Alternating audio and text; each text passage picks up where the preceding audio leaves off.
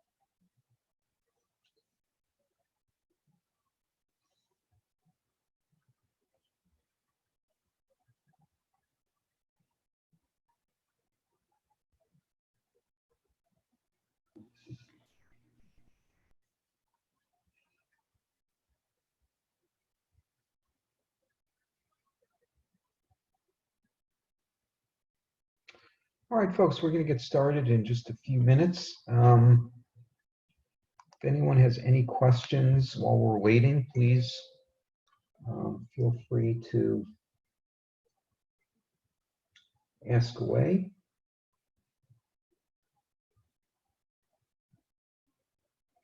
And folks, one thing I want to talk about is, Hello. hi, Janara. Folks, one thing I want to talk about in a few minutes is the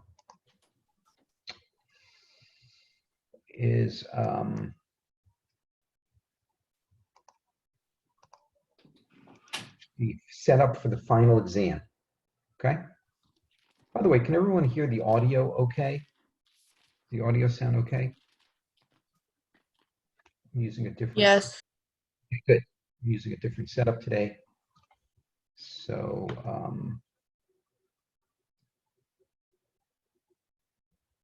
folks, let me just bring up the calendar while we're waiting here a few minutes. So we only have 2 weeks left. That's the good news. The bad news is you have to take a test on chapter 10 soon. And then, of course, we have the final exam coming up as well.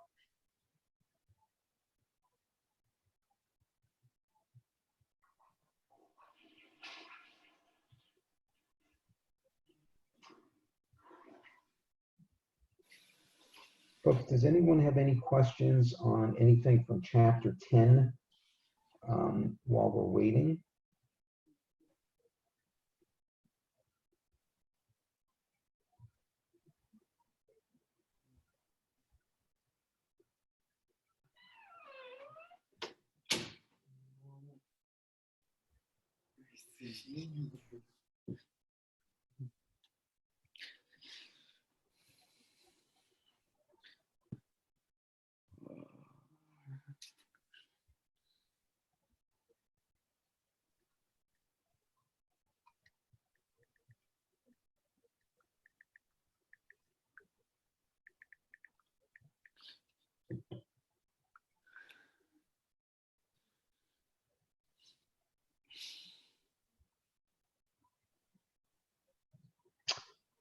All right, folks, I'm just going to wait another minute or two to let a few others join us, and then we can get started. You can see our plan today is to start on the last section of the course, which is section 10.8 called vectors. And then I want to give you an update also about the final exam that is a couple of weeks away.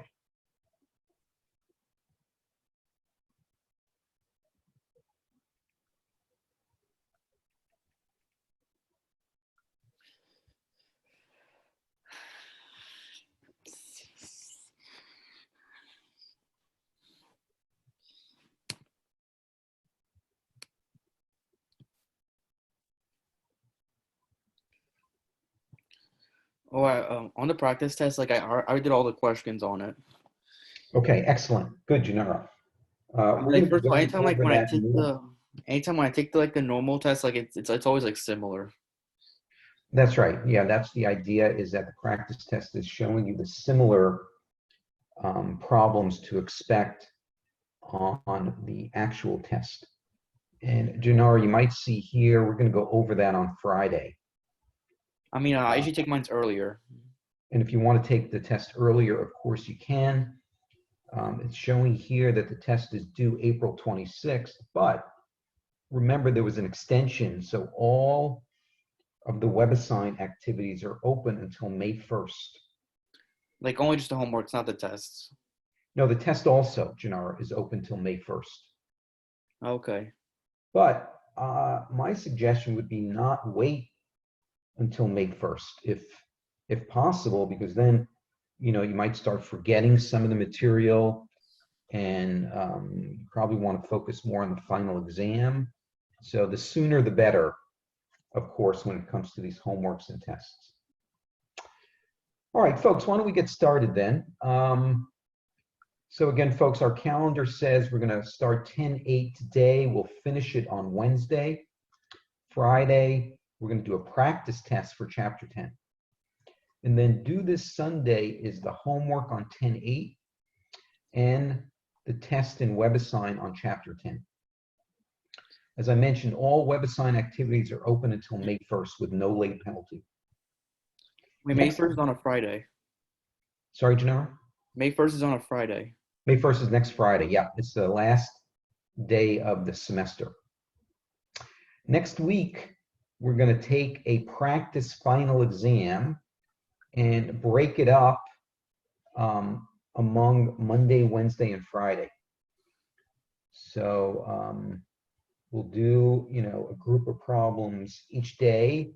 The idea there is to help you prepare for the actual final exam.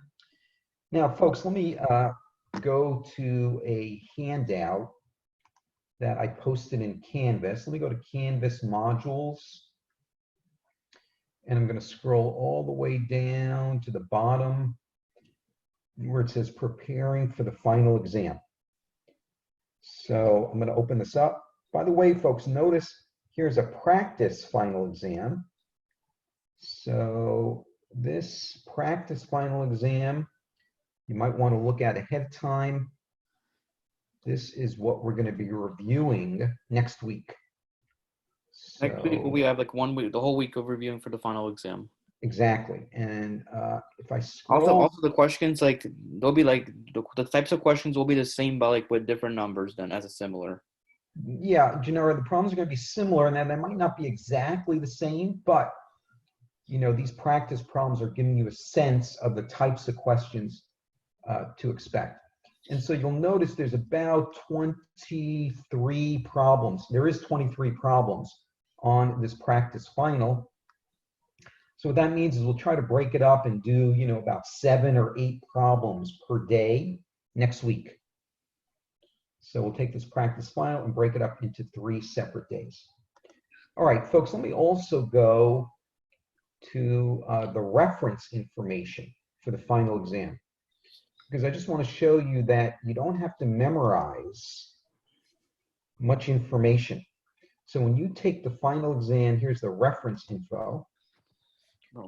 You can print this out if you'd like and keep it with you when you're taking the final exam, or you can have it up on your screen when you're taking the final exam. Okay, so here's the unit circle. Here's the formulas from chapter 9. I'm scrolling through quickly, but you can look this over. Here's the formulas from chapter 10, and so on. Okay, so really you don't have to memorize much on the final exam. Let me go then to one more item. It says here, preparing for the final exam. So let me bring up this file. So folks, here's the setup. Our final exam is going to be Monday, May 4th at 10 a.m. This is the schedule that was set up by the registrar. Now, this is going to be online through WebAssign. So the final exam you're going to take in WebAssign, same way you're taking the homeworks and tests in WebAssign. But we're also going to use Zoom to do remote proctoring. Okay, I'll explain how that works in a second. The final exam is going to cover everything from the course, chapter 7, 8, 9, 10. It's going to be 20 problems. Folks, I'm going to set it up to be 2 hours and 30 minutes. Now, you're not going to need all that time, I don't think, but I'm setting it up for 2 hours and 30 minutes so you don't feel time pressure when taking the final. So I think most students are going to finish well before 2 hours, 30 minutes, okay? It's going to be closed book, closed notes. You can use that reference information that I was just showing you, but folks, notice you cannot use a calculator. So please, as you're reviewing for the final exam, work through all the practice problems without a calculator. All of the problems on the final exam are going to be designed such that a calculator is not needed. So for example, if you need the sine or cosine of any angle, it's going to be an angle on the unit circle. So you can just look that up on the unit circle without the need for using a calculator. Okay? All right, so here's the way it's going to work. You're going to need either a desktop or a laptop computer to bring up WebAssign. You're also going to need a smartphone to access Zoom while you're taking the final exam. If you can, before May 4th, download a Zoom app to your phone. It's a free download. You might already have it, but download the Zoom app. Then on Monday, May 4th, maybe 10 or 15 minutes before 10 a.m., log into Canvas with your smartphone and click on Zoom. You're going to see a meeting there called the final exam. And when you log into Zoom, if you can enter your full name so that I know who's who during the final exam, okay? Also, on Monday, May 4th at, about 10 a.m. or a few minutes early, log into WebAssign and click on the final exam in WebAssign. Now, the final exam is going to have a password on it, but I'm going to give you that password at 10 a.m. on Monday, May 4th. So at the start of the testing period, I'll give you the password so you can start the final exam in WebAssign. Then during the exam, you're going to use your smartphone camera to point at your desktop. So you should only have scrap paper and the reference sheet on your desktop. No calculator, no books. So folks, what this is going to allow me to do is just do remote proctoring. So it's just going to ensure that it's really the student taking the final exam and also the students not getting any outside help. All right. Folks, any questions on, we'll talk more about this, of course, next week, but any questions on? And plus, like, so we need our cameras turned on when we take the final exam. That's right. So you're going to use the camera on your smartphone as the camera during Zoom, and it's going to be pointed at your desktop. Will we have to have our mic on for this? No, not necessarily have the mic on. You can if you want, but you can kind of mute yourself. This way, if you have any background noise, like dogs barking in the background, it won't bother other students. So you can mute your microphone. Okay, thank you. Folks, if you can't take the final on Monday, May 4th at 10 a.m. because you have some other conflict, please email me, let me know that. We'll figure out some alternate arrangements. Okay? All right, folks, and again, if you can work through the practice final exam and also look through, you know, all the other previous exams that you've taken in WebAssign, I'm taking the homework problems from that same pool of questions. So there's not going to be any new problem that you haven't already seen on the final exam. Okay, and folks, of course, it's going to be in WebAssign, so it's going to be the exact same format that you've been using in WebAssign.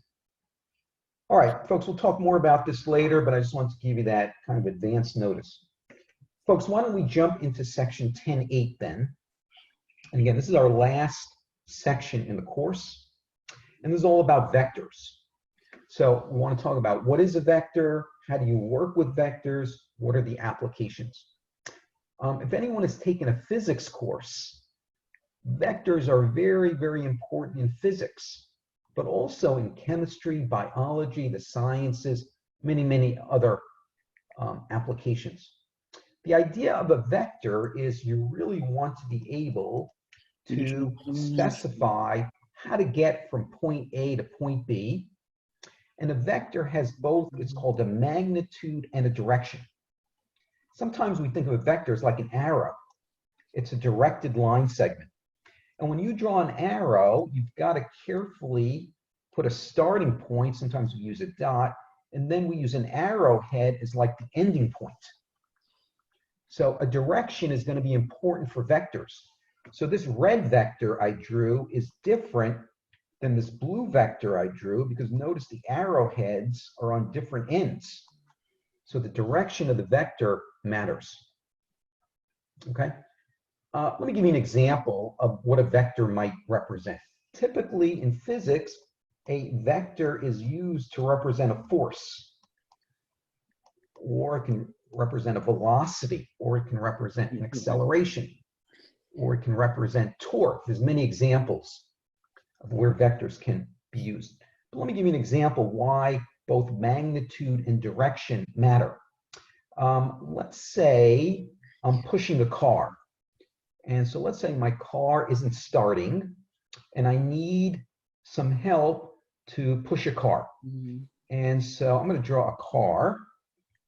And so let's say that here is my car.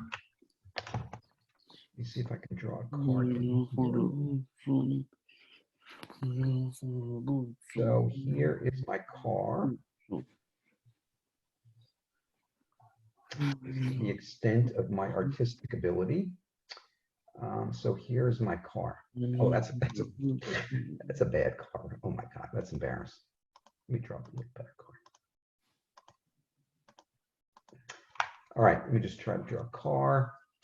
Well, I just want to kind of show you that if you're pushing the car one direction versus pushing the car in a different direction, then of course the result is going to be totally different. Here's my car again.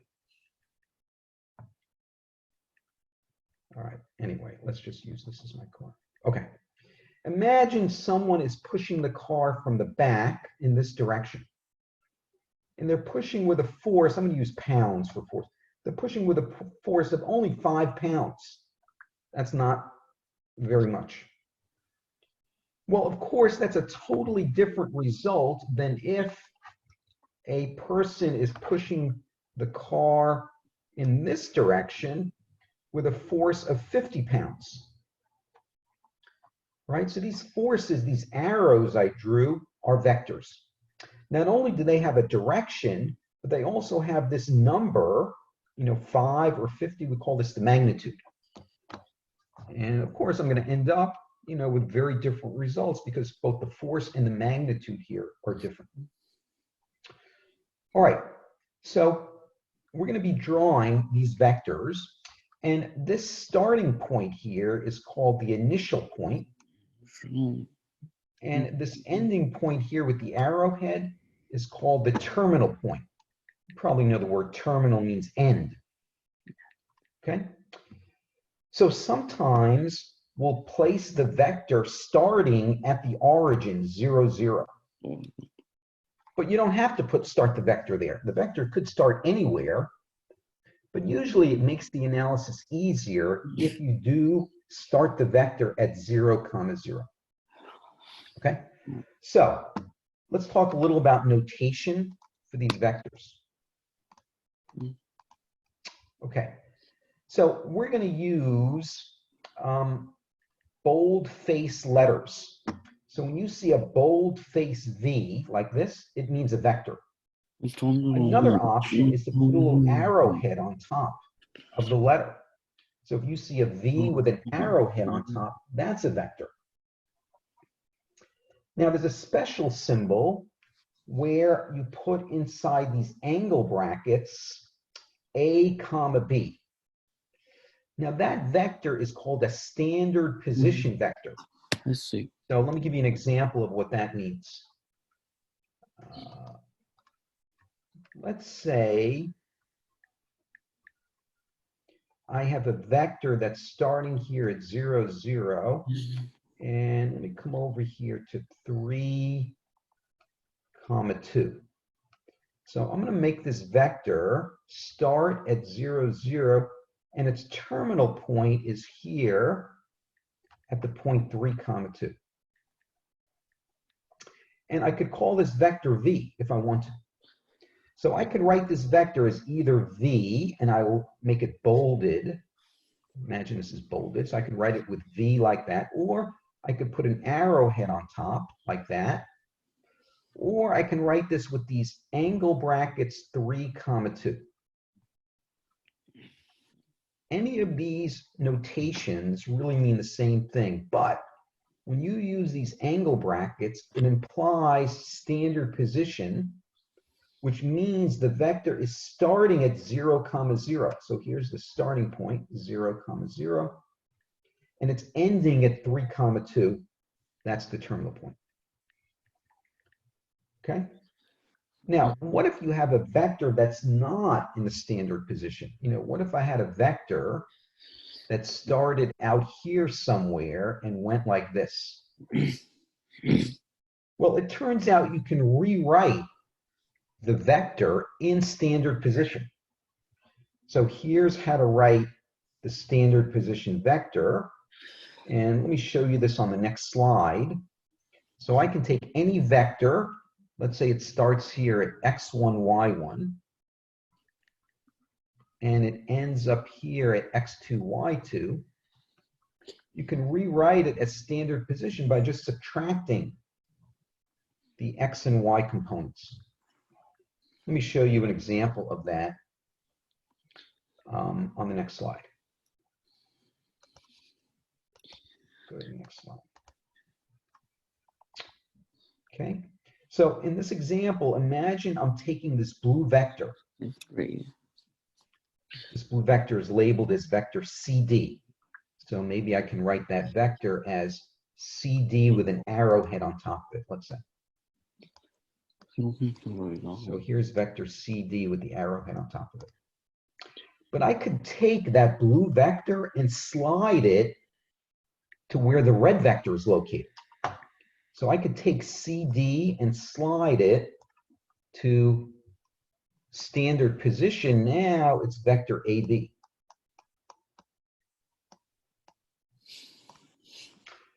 Notice vector CD started at x1, y1 and ended at x2, y2. The way I know it ended at x2, y2 is it's got the arrowhead on that end. So I know that's the terminal side of the vector. So if I want to figure out this A comma B coordinate for the standard position vector, to figure out AB, and again, I'm going to write it in the angle bracket notation because now A comma B is in standard position. What you do is you take x sub 2 minus x sub 1 and y sub 2 minus y sub 1. By subtracting the x and y coordinates, you end up with the standard position vector. Okay, so any vector can be moved to a standard position vector. Again, standard position means it's starting at the origin. It's starting at 0, 0. And again, when you see the angle brackets, that's what it means. Sometimes students will say, well, I'm seeing this vector 7, 9. But where did it start? I don't know where it starts. Well, if it's in this angle bracket, the starting position had to be 0, 0. That's what the notation is telling you. And you might say, well, why do you want to move the blue vector, CD, to the red vector, AB? Why do you want to move it anyway? Why not just leave it where it is? Well, it turns out by moving vectors to the standard position, that is starting at the origin, it's going to make the analysis a lot easier to do. A very common example of that is in physics. You might want to try to combine multiple forces together. Let's say I have a car sitting on a hill. If I have a car sitting on a hill, again, this is the best I could do for a car. Here's a car sitting on a hill. And that's a pretty good car. Here's a car sitting on a hill. And let's say I'm pushing from the back, but also gravity is pulling down on the car.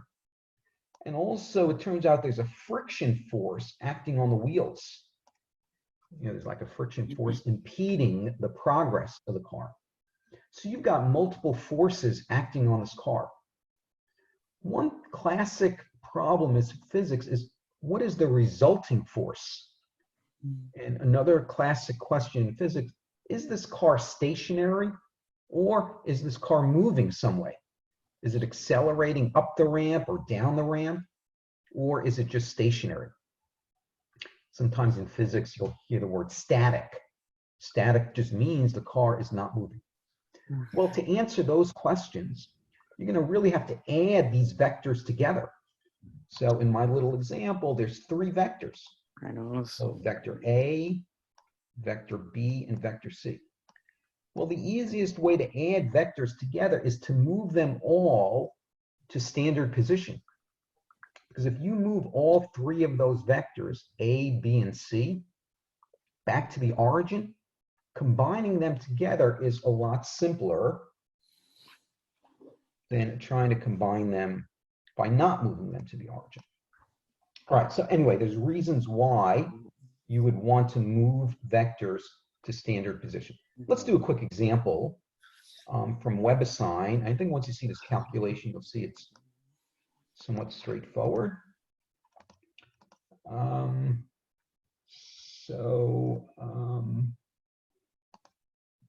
Here's a quick example.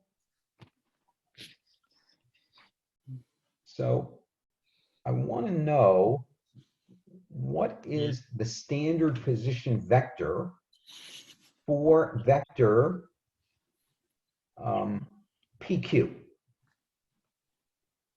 So I want to be able to take vector PQ and move it to the standard position vector. So all I have to really do is label the XY coordinates. So I'm going to label this as x2, y2 up here, and x1, y1 down here. Okay. So remember, x1, y1 is always the starting node, and x2, y2 is always the ending node. And you'll know the ending node because it has an arrowhead on it. All right, so let's go ahead and set this up. The formula is just calculate x sub 2 minus x sub 1, comma, y sub 2 minus y sub 1. So I'm going to calculate, whoops. I'm going to calculate x sub 2 minus x sub 1, comma, y sub 2 minus y sub 1.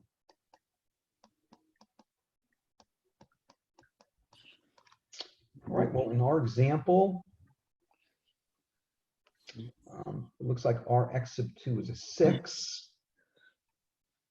Our x sub 1 was a 2, comma, y sub 2, our y sub 2 is 4, and our y sub 1 was 3.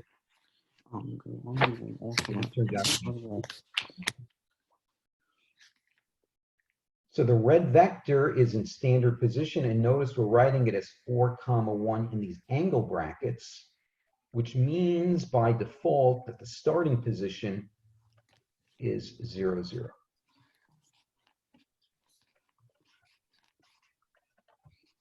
All right, so it's simple to do this, the subtraction. You're really just subtracting the x and then subtracting the y coordinates. Just remember to label the arrowhead end, the terminal end, as x2, y2. All right. One more quick example. So again, the red vector is not in standard position. We want to move it to where the blue vector is located. The blue vector is in standard position. So all I have to do is label these points. So I'm going to label this guy as x sub 1, label this as y sub 1, and then x sub 2 and y sub 2. So now I'll do the subtraction.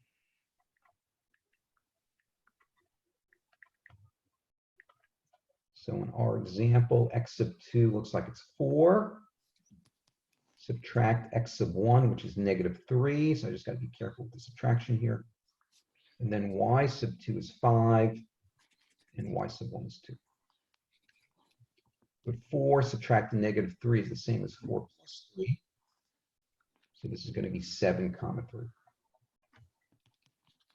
Okay, so standard position, this blue vector starts at 0, 0 and ends at 7, comma 3.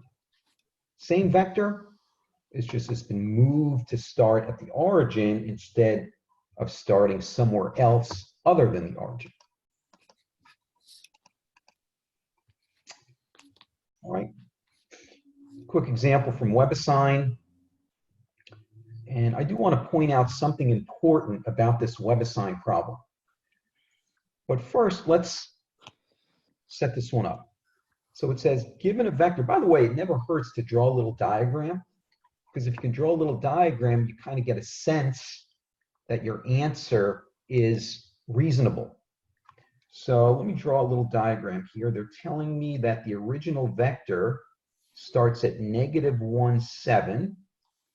So -1, 7 might be up here somewhere. That's the starting point. And the terminal point is 2, -2. So 2, -2 might be down here somewhere. So I know this vector looks like this. And of course, I'm going to draw the arrowhead on this terminal side. Here's the arrowhead. And they want me to come up with an equivalent vector whose initial point is 0, 0. Well, I can kind of get a sense that the equivalent vector starting at 0, 0 is probably going to do something like this, right? So I know my answer should be down here somewhere at this red dot. You know, if my answer puts me back over here somewhere, or if my answer puts me over here somewhere, I'll know that doesn't make any sense just from the graphical analysis here. All right, well, let's do it. All we're gonna have to do is calculate x sub 2 minus x sub 1, comma y sub 2 minus y sub 1.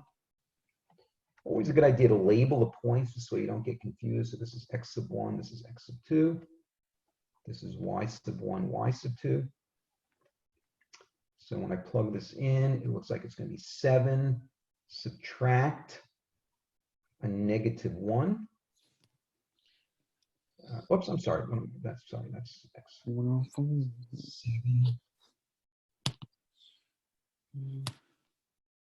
subtract. I'm sorry. What am I? It's 2. I'm sorry. I labeled these incorrectly, folks. I wasn't paying attention. Let me clean this off. My mistake, folks. Sorry. This should have been x1, y1, x2, y2. Okay. X1, y1 here.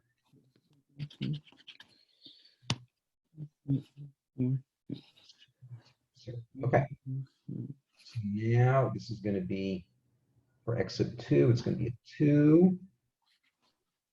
Subtract a negative 1, comma, y sub 2 is negative 2, subtract 7. So this is going to work out to be 2 subtract negative 1, that's 2 plus 1, that's 3, comma, negative 9. And it makes sense because when I look at this red dot that I drew earlier, it makes sense that that's oriented at approximately 3, comma, negative 9.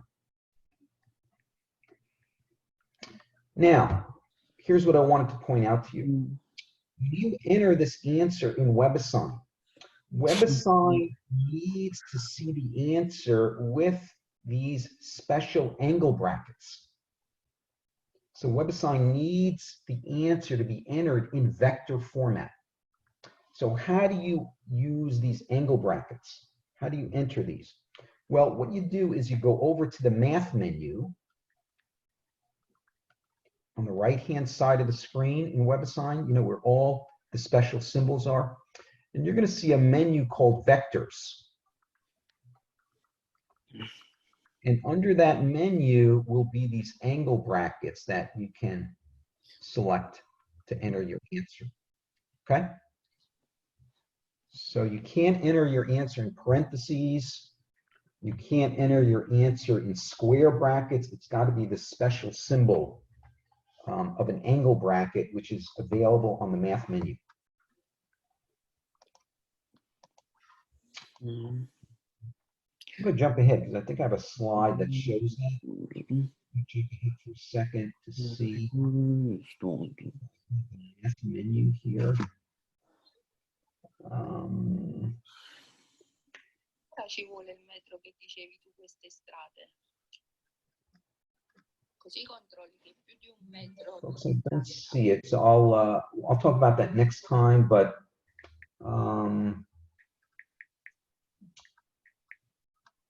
there's a Math menu when you go to enter answers in WebAssign, and it'll have all these different vector symbols that we need. All right, let's take a look at another WebAssign example. It's a little more complicated. It said determine whether these two vectors u and v are equal, where u has an initial point P1 and a terminal point P2. So what they're trying to tell me is this defines vector u. And then they're telling me v has an initial point P3 and a terminal point P4. So this is defining vector v. And they're asking me, are the vectors equal? Well, you know, sometimes it's hard to know if the vectors are equal just by, you know, graphing the vectors and looking at them. Because remember, if I was to graph these two vectors, they'd be off in space somewhere, and it might be difficult to directly compare the two vectors together. But if we can move both of these vectors to the origin in standard position, then if the two vectors really are equal, they would have to end up having the same standard position vector, right? Because I'm moving the vectors to the origin, and if they're really the same vector, they'll have the same standard position vector. So let's find the position vector for U, and we'll also find the position vector for V, and we'll observe if the two position vectors are the same or not. All right, so let's do that. Let's do position vector for vector U to start. So let's go to vector U. And I'm going to set this up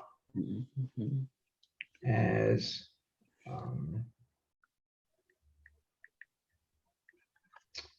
x2 minus x1, comma, y2 minus y1. Okay, again, I'm going to try to label them over here. This is x1, y1, and then this is x2, y2. Well, like when I did it all together, I got like 6, -10 when I did that one. All right, sounds good, Gennaro. Let's check it out. So this is 7 subtract 2, and then it's -3 subtract 8. So I'm getting here 5, -11. So that's standard position for vector U. Let me do the same thing for vector V.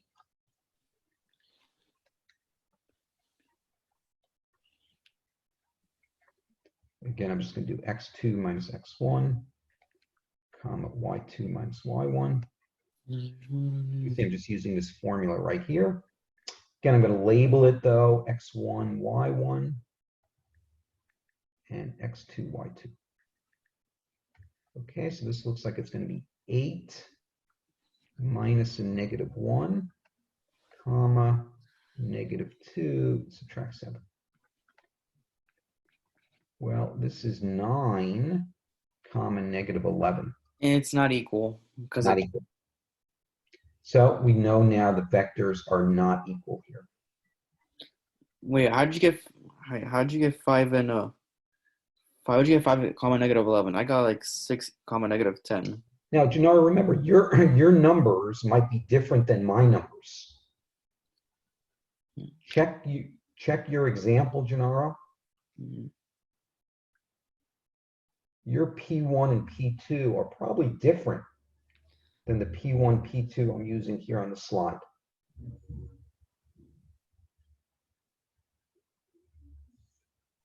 Folks, for these two vectors to be equal, this position vector would have to be exactly the same as that position vector, but of course they're not in this example.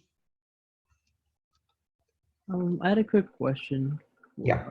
The second vector, how did you get -11? Whoops, -9. Thank you for fixing that. Whoops. Let me fix that. Yep. This should be -9. Sorry, my mistake. Thank you. Gennaro, are you Yeah. okay on your question that? No, I'm just writing down this question. I'm just writing down. Okay.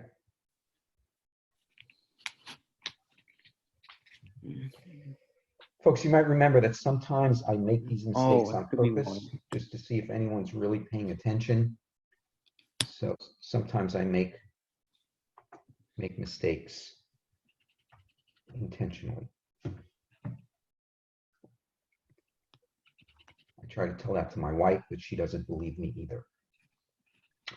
All right, everyone okay with these position vectors?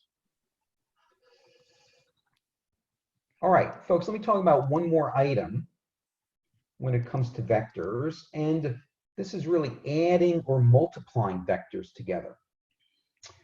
And again, adding vectors is really analogous to combining two vectors together. For example, in that car example where the car was on the hill, I'm really going to add those three forces together to get the resulting force. So really what's nice about having vectors in the standard position, let me show you here. Let's say in this example, if we have vector u here and vector v, let's say we want to find u plus v. So let me go to u plus v. Well, all I really have to do to get u plus v is add the corresponding x and y components together. So for the x's, I'm going to add 3 plus -1. You can see it right here. Of course, that's 2. And I'm going to add the y components together. In our example, the y components were -2 plus 4. That happens to be a 2 also. So to add vectors, you just combine the x and y coordinates together. Now, what does it mean graphically? Well, let me graph this. Here is vector u in blue. So you notice it's 3, -2 here. Now, if I want to add two vectors together, what I do is I place the two vectors tip to tail.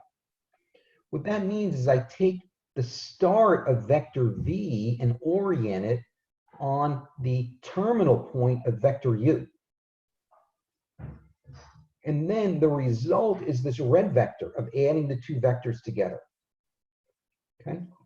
So I started at the origin, I traveled along vector u. When I got to the end of vector u, I started traveling along vector v. And when I get to the end of vector v, that's the equivalent point of the sum of the two vectors. And you might notice that this point here, I'll circle it in red, this point is located at 2, 2. So this endpoint is 2, 2.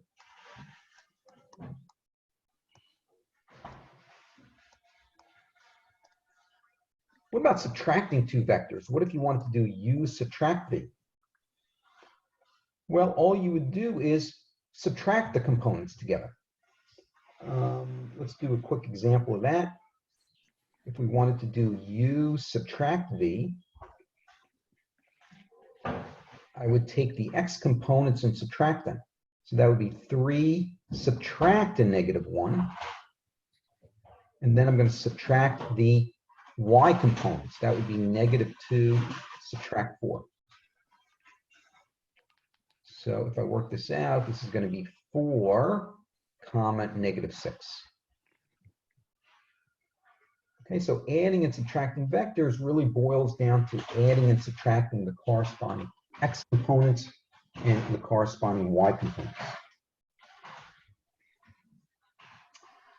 All right, folks, let me just talk about multiplying vectors. And what we're going to talk about here is just multiplying a vector times a number. So sometimes you see this called a scalar. Scalar means it's just a number. Okay, so let's multiply a scalar times each of the xy components. So let me come down to this example. It says if you have v as 3, 1, what is 3v? Well, 3v, you can think of it as really taking the 3 and multiplying it times the vector 3, 1. And you can almost think of this as just like a distributive kind of property. This 3 is going to multiply the x component and multiply the y component. So to do that, you'll end up with 9, 3. Graphically, what it means is you're taking the original vector v, which is here in red. 3v would be the same vector, the same direction, but 3 times longer. So if this is vector v, let's say, and I said 2v, it would be the same vector, but twice as long. If I said 0.5v, it'd be the same vector, but half as long. Right, so to multiply a vector times a scalar, all you do is take that number, the scalar, and let it multiply separately the x component and the y component.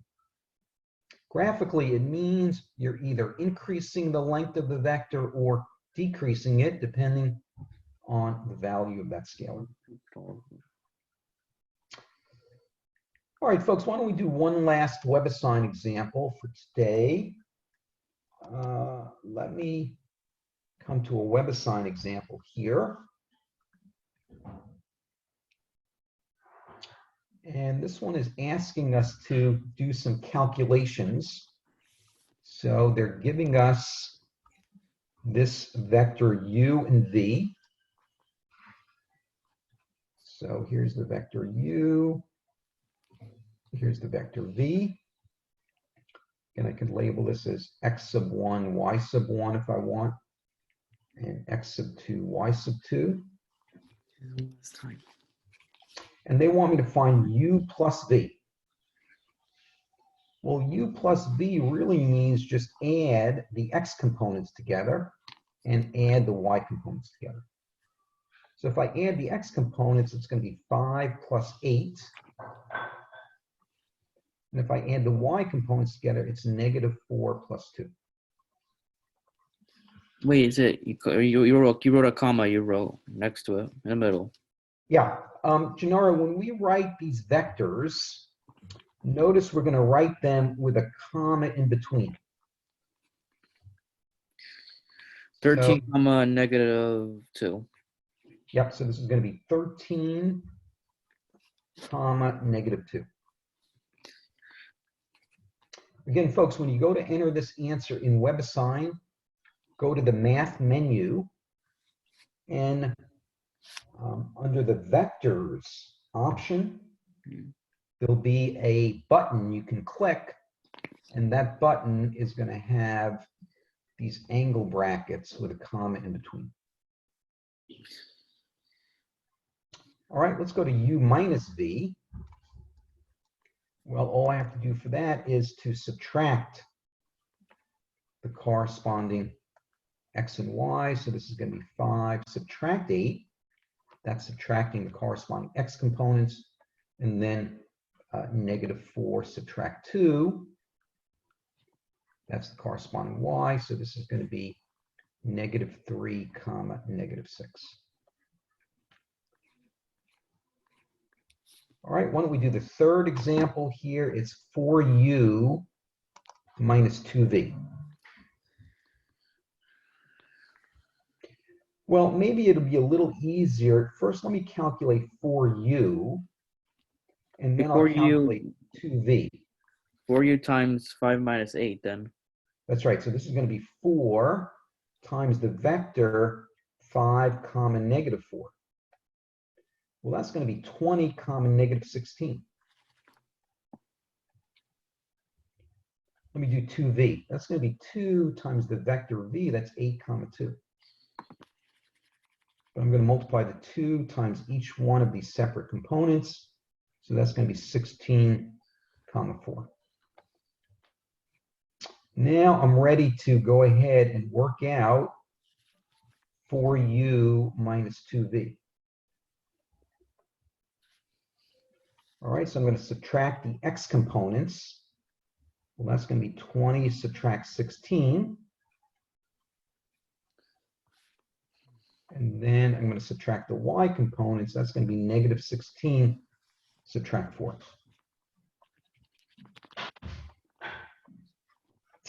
And so it looks like the final answer then is going to be 4 comma negative 20 here.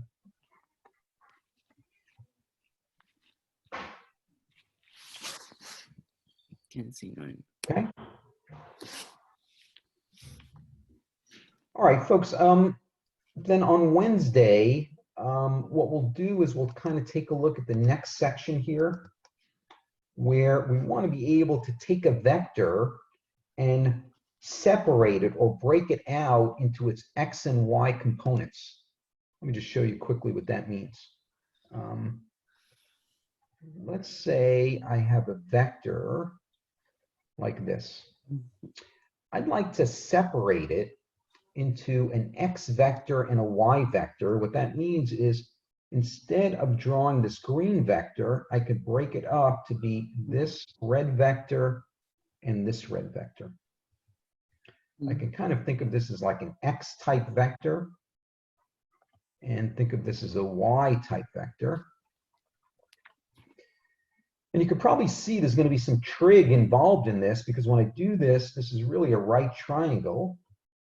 And I can use sines and cosines to help me figure out these x and y. We call these components of the vector. So you can see here, we're going to take the green vector and rewrite it in terms of two vectors. One vector is going to be that horizontal x component vector. The other vector is the vertical y component. And again, the reason you want to do this is you want to make analysis easier when you're combining vectors together. Okay? All right, folks, we'll get into that on Wednesday.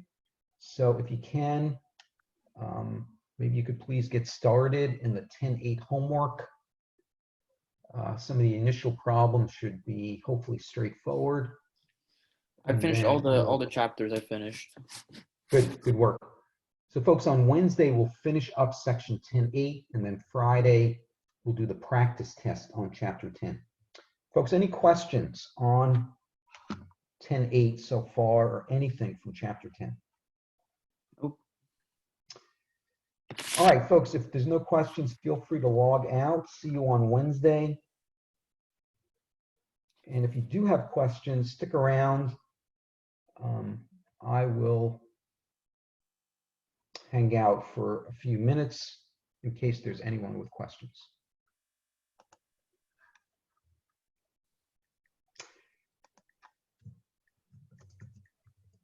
Yeah, folks, there's a good question about the arrow on the end of the vector. So let me mention that. Folks, when we draw a vector like this is not a line. Remember in algebra, sometimes you would draw a line with an arrowhead like this to indicate the line keeps going. But this is different. This arrowhead is telling you that this is the end point of the vector. So this vector doesn't keep going. This vector only has the length indicated by the blue line. Okay, so don't confuse this with a straight line from algebra. You know, if you remember back in algebra, you would draw a line, you know, in algebra, let's say you were graphing a line like, you know, y equal 2x plus 3. Well, when you would draw that line extended infinitely in both directions, right? So this line extended infinitely in both directions. Well, to show that, you put an arrowhead on each end. That was a way to indicate that the line keeps going in both directions. But that's not what we're doing here. We're not graphing a line. We're drawing a vector, and this arrowhead is only used to indicate the terminal point.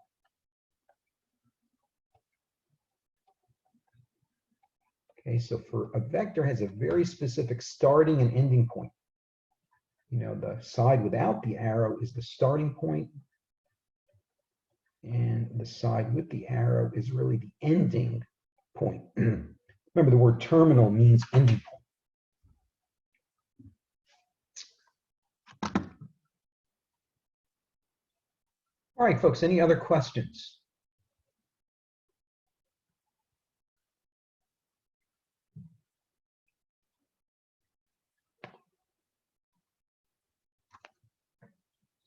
All right, folks, if there are no questions, then see you on Wednesday.